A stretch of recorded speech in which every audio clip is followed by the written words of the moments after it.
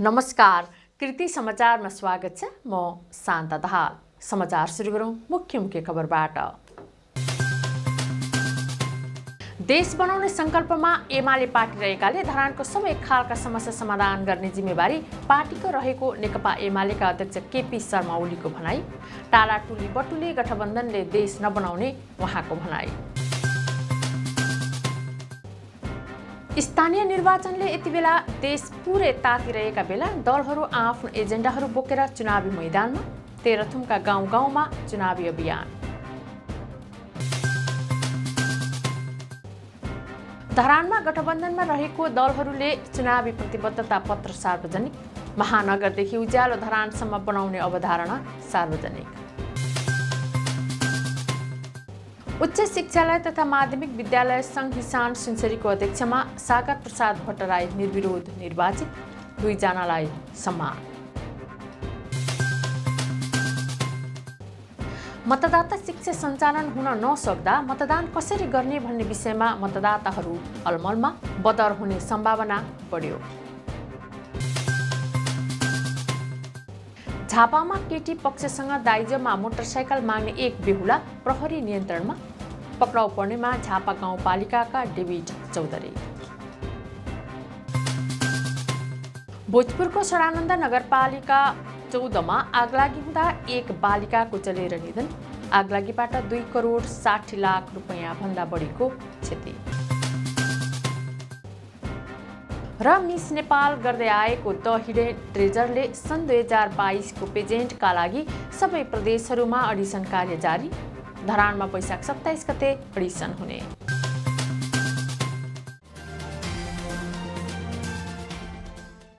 अब समाचार विस्तारमा। नेकपा एमालेका अध्यक्ष केपी शर्मा ओलीले देश बनाउने संकल्पमा एमाले पार्टी रहेकाले धरानको सबै खालका समस्या समाधान गर्ने जिम्मेवारी पार्टीको रहेको बताउनु भएको छ। आसन्न चुनावलाई लक्षित गरी गरिएको चुनावी सभालाई शनिबार सम्बोधन गर्नुहुँदै उहाँले यहाँका सुकुम्बासीका समस्या, धनी पूर्जाका समस्या, विकासका समस्या, युवाले चाहेको खेल मैदानका समस्यालाई आफूले बुझेको बताउनुभयो। उहाँले धरानको समस्यालाई आफूले बुझेकाले एमालेले उठाएको उम्मेदवारलाई जिताउनका लागि धरानी जनता लाग्न आग्रह गर्नुभयो। उहाँले जिताउने जिम्मेवारी तपाईहरूको, विकासको जिम्मेवारी आफ्नो पार्टीको रहेको बताउनुभयो। राष्ट्रियताको रक्षा सम्वर्धन गर्नका लागि, यस देशमा लोकतन्त्रको रक्षा गर्न र यसलाई सही ढङ्गले कार्यान्वयन गर्दै अगाडि बढाउनका लागि, यस देशमा भ्रष्टाचार नियन्त्रण गरेर सही ढङ्गले प्रशासनिक सेवा दिएर सुशासन ल्याउनु पर्दछ। त्यो सुशासनको व्यवस्था ल्याउनका लागि, कानुनको राज बनाउनका लागि, विकासको अभियान अगाडि बढाउनका लागि, बालबालिकाको भविष्य सुरक्षित गर्नका लागि, महिलाहरूको स्वास्थ्य भविष्य अधिकार सबै सुनिश्चित गर्नका लागि, जाति जनजाति आदिवासी सबै वर्ग तह तबकाका जनता, पेसा व्यवसायका जनताका हक अधिकारहरू सुरक्षित गर्नका लागि, विकासको चौतर्फी अभियान अगाडि बढाउनका लागि, भौतिक पूर्वाधार सँगसँगै सामाजिक पूर्वाधारलाई अगाडि बढाउनका लागि एउटा बलियो राष्ट्रिय शक्ति चाहिन्छ। त्यसले मात्रै, त्यस्तो बलियो राष्ट्रिय शक्तिले मात्रै देश जोगाउन सक्दछ, देशलाई फलाउन फुलाउन सक्दछ। उहाँले गठबन्धनप्रति लक्षित गर्दै नाता गोता मात्रै ध्यान दिने पार्टीहरूले देशको उन्नति र प्रगतिमा केही लछार पाटो नलगाउने बताउनुभयो। उहाँले नाकाबन्दी लाग्दाखेरि केही नभन्ने, जयसिंह महरा तुहिनबाट खस्दा केही बोल्न नसक्ने पार्टीहरूले देशका लागि केही गर्न नसक्ने बताउनुभयो। उहाँले 5 वटा मुसा लिएर केहीको पनि शिकार नहुने टिप्पणी गर्नुभयो। उहाँले देशलाई अगाडि बढाउनका लागि एमाले जस्तो राष्ट्रिय शक्ति देशलाई चाहिएको बताउनुभयो। राष्ट्रियताको सवालमा त यिनीहरू बोल्नै सक्दैन। नाकाबन्दी लाग्दाखेरि नाकाबन्दी भन्न नसक्नेहरूले के गर्छ? जयसिंह नानीलाई तुइन काटेर खोलामा फालेर मार्दा मराउँदाखेरि के भएको यो भनेर बोल्न नसक्ने, त्यसको सवालमा एउटा शब्द बोल्न नसक्ने त्यस्ताहरूले के राष्ट्रियताको रक्षा गर्छ? अनि यस्ता 5 वटा मुसा लिएर केहीको शिकार हुन्छ? यस्ता मुसाले चाहिँ मार्छ? नेकपा एमाले जस्तो मजबुत एउटै सिंगल पार्टी राष्ट्रिय शक्तिको रूपमा आउनुपर्छ, जसले राष्ट्रियता जोगाउन सकोस्, विकास गर्न सकोस्, जनतालाई हेर्न सकोस्, देशलाई अगाडि बढाओस्। उहाँले इटहरीको कार्यक्रममा सत्तारूढ दलको गठबन्धनलाई टालाटुली बटुलीको संज्ञा दिनुभयो। शनिबार इटहरीको चुनावी सभालाई सम्बोधन गर्दै एमाले एक्लै चुनाव लड्ने दाबी गर्नुभयो। उहाँले एकै दिन विराटनगर र सुन्दर हरैचाको कार्यक्रमलाई पनि सम्बोधन गर्नुभएको थियो। आसन्न वैशाख 30 गते हुने स्थानीय निर्वाचनले यति बेला देश पुरै तातिरहेका बेला दलहरू आफ्नो एजेन्डाहरू बोकेर चुनावी मैदानमा उत्रिएका छन्। यति बेला तेह्रथुमको गाउँघर पनि चुनावी माहौलले जुरुक्क उठेको छ। कहिले गाउँ नपुगेका नेताहरू पनि जनताको घर घरमा पुगेर आफ्नो पार्टीलाई जिताउन आग्रह गरिरहेका देखिन्छन्। गाउँ र बजार केन्द्रहरूमा दलहरूका विभिन्न प्रकारका झण्डाहरूले सजिएका साना तथा ठूला सवारी साधनहरू हुइकिरहेका देखिन्छन्। दलहरू चुनावी तयारीमा जुटिरहेको बेला नागरिकहरू भने विगतको सरकार भ्रष्टाचार आफन्तवादमा लिप्त रहेको सरकार परिवर्तन चाहेको बताउँछन्। मलाई चाहिँ लाग्छ विगतमा जुन एमालेको नेतृत्वमा सरकार थियो हैन, त्यो सरकारले चाहिँ जनताको मर्म र भावना नबुझेको हैन, त्यसै कारणले गर्दाखेरि अब नयाँ नेतृत्वको सरकार नै हुनुपर्छ भन्ने मेरो स्थानीय सरकार चाहिँ हाम्रो जो थियो त्यसमा चाहिँ अब हामीले परिवर्तन गर्नुपर्छ। हाम्रो भएको स्थानीय सरकारले चाहिँ अहिले चाहिँ आफ्नो नातावाद कृपावादलाई चाहिँ गरिब निमुखलाई नहेरी आफू नै मान्छेहरूलाई चाहिँ जागिर यताउता काम लाउने काम गरेछ। कुनै पनि अब यसलाई चाहिँ हामी अहिलेको युवक वर्गले चाहिँ यसलाई चाहिँ परिवर्तन गरेर हामी सरकार चेन्ज गर्न। विगतको सरकारले सत्ता पाएर पनि सत्ताको दुरुपयोग गरेको मैले महसुस गरेँ।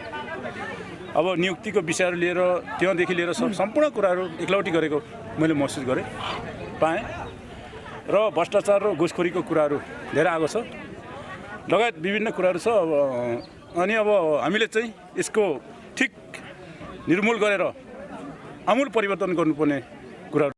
तेह्रथुममा यो निर्वाचनमा लोकतान्त्रिक वाम गठबन्धन र नेकपा एमाले बीच कडा प्रतिस्पर्धा हुने देखिएको छ।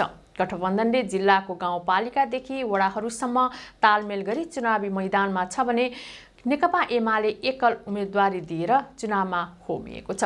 6 पालिका मध्ये 5 पालिका जितेको एमालेलाई यसपटक भने गठबन्धनका कारण निकै सकस हुने देखिएको छ। दलहरू जनतालाई रुझाउन विगतमा गरेको अधुरा कामहरू पूरा गर्ने प्रतिबद्धताका साथ जनतालाई आफ्नो पक्षमा मतदान गर्न आग्रह गरिरहेका छन्। जनताको बीचमा यी सबै अधुरा र अपुरा कामहरूलाई 5 वर्षभित्र पूरा गरेर 76 नेपालको एउटा उत्कृष्ट र नमुना योग्य गाउँपालिका निर्माण गर्नको लागि जनताको सामु हामी फेरि पनि एकचोटि साथको लागि सहयोगको लागि हामी चाहिँ आएका। तेह्रथुममा केही नयाँ अनुहार त केही विगतमा निर्वाचित भएको उम्मेद्वार चुनावी मैदानमा छन्। विगतमा स्थानीय सरकारको प्रमुख भइसकेका उम्मेद्वारहरू आफ्नो कार्यकालमा सम्पन्न नभएका योजनाहरू सम्पन्न गर्दै आफ्नो पालिकालाई समृद्ध बनाउन बताइरहेका छन्। नयाँ अनुहारको रूपमा आएका उम्मेद्वारहरू विगतको सरकारले पार्टीको टिक्का लगाएपछि मात्रै रोजगार दिने विभेदकारी सरकारको अन्त्य गर्ने लक्ष्य रहेको बताउँदछन्। यहाँ हरेक युवाहरूले बेरोजगारको रूपमा चाहिँ अहिले भोतारिरहनु भएको छ। यहाँ अहिले देश विदेश जानुभएको छ, बाध्यकारी छ। र अर्को कुरा सँगसँगै सबभन्दा पीडाको कुरा यहाँले बेरोजगार युवाको रूपमा चाहिँ दिनु गएको छ। तर यहाँ एमालेको टीका लगाएपछि मात्रै जागिरको ग्यारेन्टी हुने जुन के अरे चाहिँ तपाईँहरूको क्षमता हुँदाहुँदै तपाईँहरूको योग्यता हुँदाहुँदै तर हुँदाहुँदै पनि उसले एमालेको राजा महाराजको रूपमा चाहिँ उसलाई साष्टाङ्ग दण्डवत गरेर उसको के अरे चाप्लुसी गरेर मात्रै जागिर खुवाउने जुन प्रथा छ त्यसको अन्त्य गर्ने। जिल्लामा 57 मतदान स्थल र 95 मतदान केन्द्र रहने निर्वाचनमा 36,973 पुरुष र 35,922 महिला रहेका छन्।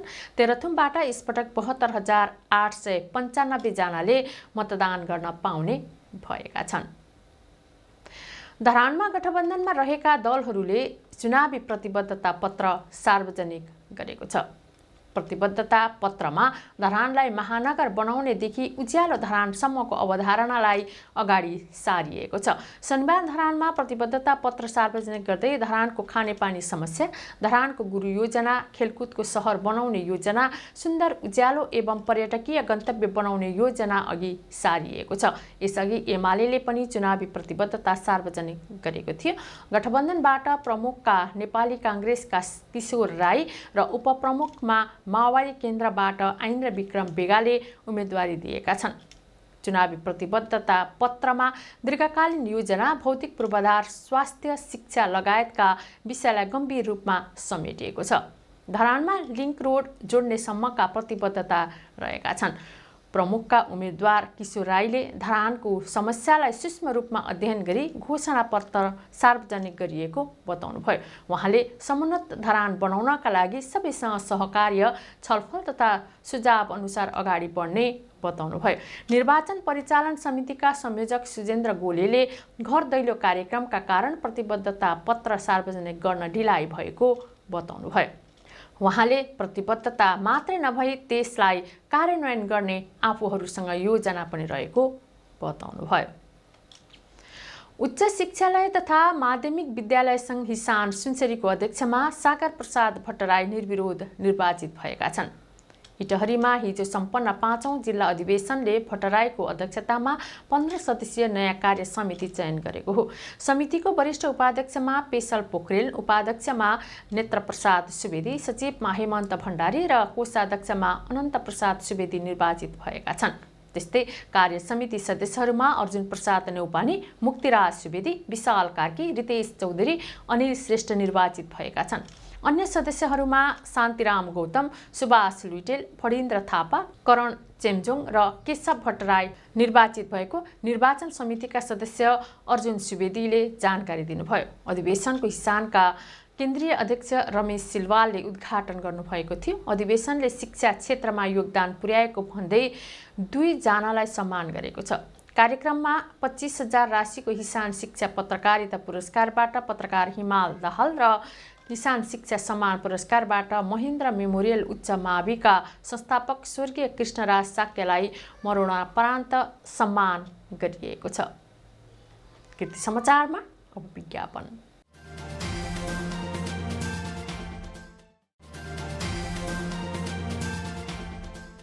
कृति समाचारमा पुनः स्वागत छ। अब बाँकी समाचार।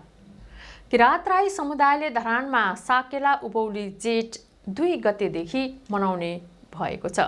किरात राई यायोखा सुनसरीले हिजो पत्रकार सम्मेलन गरी जेठ 14 गतेसम्म विविध कार्यक्रम गर्ने बारे जानकारी दिएको हो। यायोखा अध्यक्ष राजेन्द्र राईले वैशाखे पूर्णिमाका दिनदेखि विधिवत रूपमा 15 दिनसम्म मनाउने तयारी गरिएको बताउनुभयो। साकेला सिली नाचेर यस चाडलाई मनाउने गरिएको छ।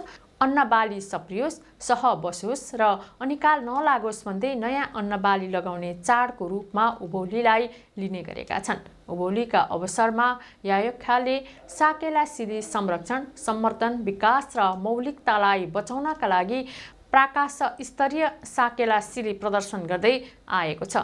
उभौलीको अन्तिम दिन धरान सत्र स्थित साकेला पार्कमा प्रारम्भिक कार्य समिति स्तरीय प्रतियोगितात्मक साकेला सिली प्रदर्शन हुने जनाइएको छ। प्रतियोगिता विजेताले नगद 30,000, दोस्रो हुनेले 25,000 र तेस्रो हुनेले 20,000 रुपैयाँ पुरस्कार पाउने सचिव नवीन राईले जानकारी दिनुभयो। स्थानीय तहको निर्वाचन नजिकिँदै गर्दा मतदाता शिक्षा सञ्चालन हुन नसक्दा मतदान कसरी गर्ने भन्ने विषयमा मतदाताहरू अलमलमा परेका छन्। निर्वाचन कार्यालय तथा अन्य सम्बन्धित सरकारवाला निकायहरूले मतदाता शिक्षालाई प्राथमिकतामा नराखेका कारण मतदाताहरू अलमलमा परेका हुन्। एक रिपोर्ट। निर्वाचन आयोगले यसपटक वैशाख 29 र 30 गते मतदाता शिक्षा कार्यक्रम सञ्चालन गर्ने जनाएको छ। मतदाता शिक्षा छोटो समयमा सञ्चालन हुँदा धेरै मतहरू बदर हुने सम्भावना बढेर गएको छ। मतदाता शिक्षा सञ्चालन नहुँदा धेरै मतदाता अन्यलमा परेका छन्।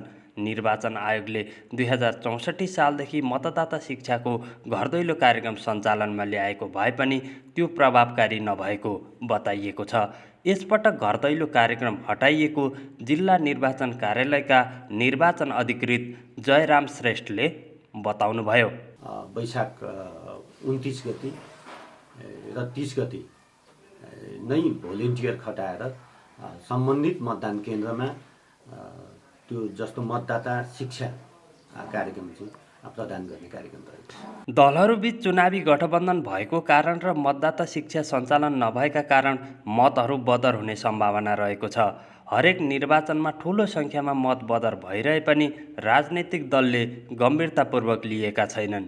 नेपाली काङ्ग्रेस धनकुटाका सचिव विजय सन्तोषी राई भने आफूहरूले मतदाता शिक्षा कार्यक्रम सञ्चालन गरिरहेको मतदाताहरूले लोकतान्त्रिक गठबन्धनलाई दिएको मत नबिग्रियोस् र सही होस् भन्ने उद्देश्यले हामीले अहिले टोलमा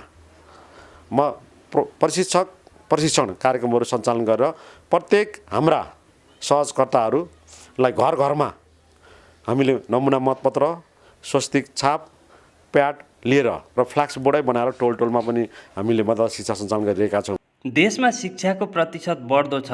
सूचना प्रविधिको विकासले फड्को मारेको छ, तर पनि मतपत्र बदरको सङ्ख्या घट्न सकेको छैन।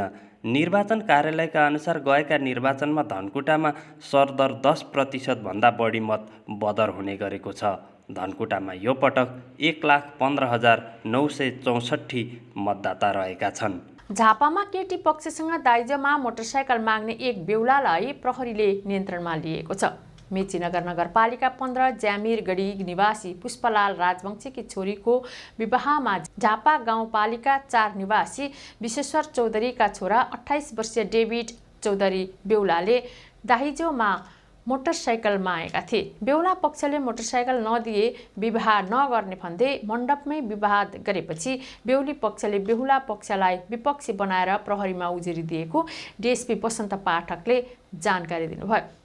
बिहिबार राति बेहुला पक्ष विवाहको लागि बेहुलीको घर पुगेको थियो। विवाह सम्पन्न भएपछि बेहुला पक्षले बिहान दाइजोमा मोटरसाइकल माग्दा दुवै पक्षबीच विवाद भएको प्रहरीले जनाएको छ। दुवै पक्षबीच भएको सहमति अनुसार बेहुली पक्षले करिब 4 लाख रुपैयाँ बराबरको सामान बेहुलालाई दिएको थियो, तर विवाह सकिएपछि मोटरसाइकल नपाए बेहुली नलैजाने अडान बेहुला पक्षले राखेपछि परिवारले प्रहरीमा खबर गरेको हो। बेहुला चौधरीलाई प्रहरीले बेहुलीको घरबाटै शुक्रबार बिहान नियन्त्रणमा लिएर इलाका प्रहरी कार्यालय दुलाबारीमा राखेको छ। प्रहरीले बेहुलामाथि विवाहमा लेनदेन गर्न नहुने सम्बन्धी कसुरमा मुद्दा चलाएर अनुसन्धान थालेको जनाएको छ। भोजपुरको सडानन्द नगरपालिका 14 मा आगलागी हुँदा एक बालिकाको जलेर निधन भएको प्रहरीले जनाएको छ। मृतक बालिकाको बुवा आमा पनि जलेर घाइते बनेको जिल्ला प्रहरी कार्यालय भोजपुरले जनाएको छ। खेममणी तामाङको ढुङ्गा माटोले बनेको र टिनको छानो भएको 2 तले घरमा आगलागी हुँदा 2 वर्षीय छोरी रेशमाको निधन भएको हो। उनको घटनास्थलमै मृत्यु भएको प्रहरीले जनाएको छ भने घटना बिहिबार भएको हो। त्यस्तै घरधनी खेममणी उनकी श्रीमती मीना पनि घाइते बनेका छन्। उनीहरूको धरानस्थित बीपी कोइराला स्वास्थ्य विज्ञान प्रतिष्ठानमा उपचार भइरहेको जनाइएको छ। घर पूर्ण रूपमा जलेर नष्ट भएको छ। करिब 2,60,23,000 रुपैयाँ बराबरको सामान पनि जलेर नष्ट भएको जनाइएको छ। आगो राति 2:30 बजेतिर नेपाली सेना प्रहरी र स्थानीयको पहलमा नियन्त्रणमा लिएको थियो। उक्त घरमा सञ्चालनमा रहेको किराना र कपडा पसल पनि पूर्ण रूपमा नष्ट भएको छ। अर्जुन तामाङ समेतको 2 वटा घर र किराना साथै कपडा पसल जलेर नष्ट भएको हो। घटनाबारे अनुसन्धान भइरहेको प्रहरीले जनाएको छ। परिवर्तनका लागि सामाजिक अभियानको सामाजिक स्वास्थ्य क्लिनिक शनिबार धरानको गीता मन्दिरमा सम्पन्न भएको छ। बीपी कोइराला स्वास्थ्य विज्ञान प्रतिष्ठानका मुटु रोग विशेषज्ञ डाक्टर प्रशान्त शाहको सहकार्यमा गरिँदै आएको यो 14औं संस्करण गीता मन्दिरमा आयोजना गरिएको हो। पाक्षिक रूपमा गरिँदै आएको कार्यक्रममा शनिबार 20 भन्दा बढी ज्येष्ठ नागरिकहरूले सेवा लिएका थिए। विशेष गरी 70 वर्षभन्दा माथिका नागरिकहरूलाई सेवा दिने उद्देश्यले सामाजिक स्वास्थ्य क्लिनिक आयोजना गरिएको हो। अभियानकी सदस्य वर्षा अग्रवाल श्रेष्ठका अनुसार ज्येष्ठ नागरिकहरूलाई सहज रूपमा सेवा दिनका लागि नै क्लिनिक आयोजना गरिएको हो। क्लिनिकको संयोजन यसपटक जैन पिताम्बर तेरा पन्थ समाजले गरेको थियो।